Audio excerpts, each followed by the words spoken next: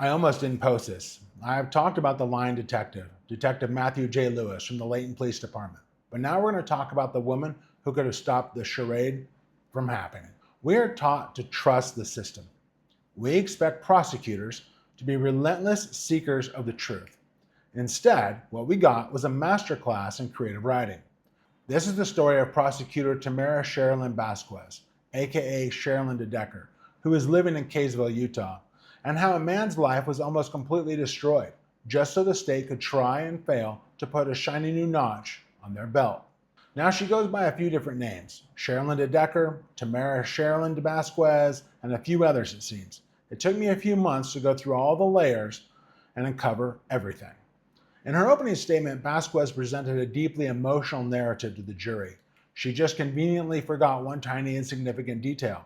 The allegations magically surfaced exactly 13 days after a divorce mediator told the father he deserved 50-50 custody after his spouse was angry she didn't get 100% custody.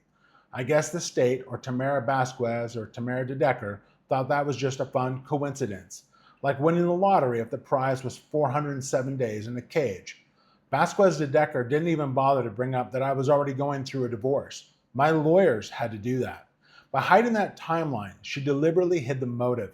She even tried to impeach her own key witness for perjuring herself on the stand and having their entire testimony thrown out. Yeah, that really happened. But how did we even get to such a trial with such garbage? Let's rewind to the original prosecutor, Matthew J. Hansen, who is terrifyingly now a sitting judge.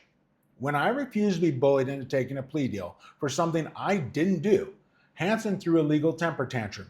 Matthew J. Hansen decided to refile and decided to overfile the charges. It's the oldest trick in the unethical prosecutor playbook. Pile on the fake charges to terrify an innocent man into breaking. But I didn't break.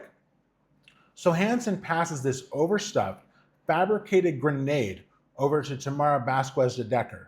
She had over 8 months to look at the evidence. And what does she do? Absolutely nothing. Tamara Basquez, or Tamara DeDecker, waits until the literal week before the trial to finally look at the case, realized Hansen's charges were completely bogus, and frantically amended them and reduced. Imagine getting paid $95,000 a year of taxpayer money and doing your homework on the bus ride to the courtroom while you live in a $1.6 million home in Kaysville, Utah. And the hobby? Your hobby is being a lawyer. Thank you, Judge Rawson, for not allowing the charade. This wasn't a game, though. This was 407 days of freedom stolen. A father's relationship with his kids were destroyed. My business, nonprofit, destroyed. Both. A life ruined. Tamara Basquez DeDecker had the power to look at the evidence, see the blazing inconsistencies, and drop the charges. Instead, Tamara Basquez DeDecker chose to push forward. But hey, at least Tamara got to practice her improv theater skills in front of a live jury.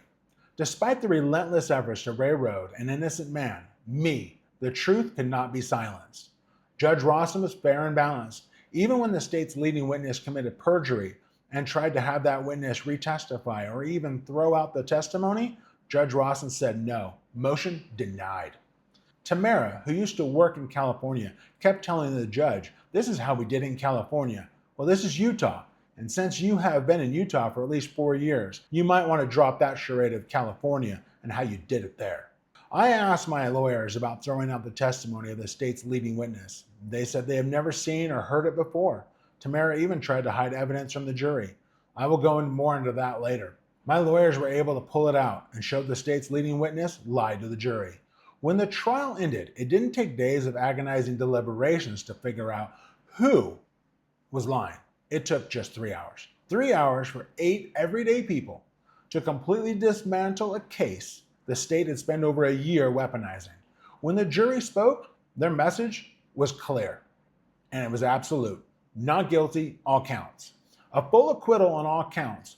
Joseph Rupp and Logan Collins, my amazing defense team, ensured the jury saw exactly what the prosecutor tried to hide. It turns out 8 everyday people pulled from their daily lives have a much better grasp of the truth than a seasoned prosecutor. The system failed. The state failed. Basquez DeDecker failed.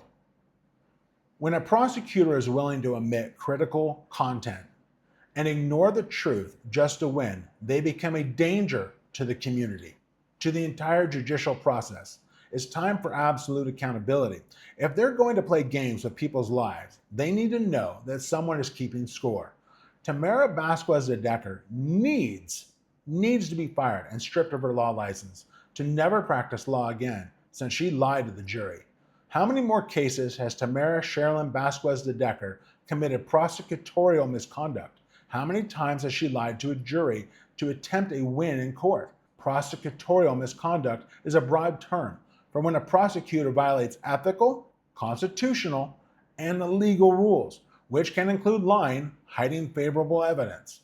Tamara Basquez DeDecker, or Tamara Sherilyn Basquez, received her law degree from the McGeorge School of Law under the University of the Pacific in California, and she's been licensed for 19 years.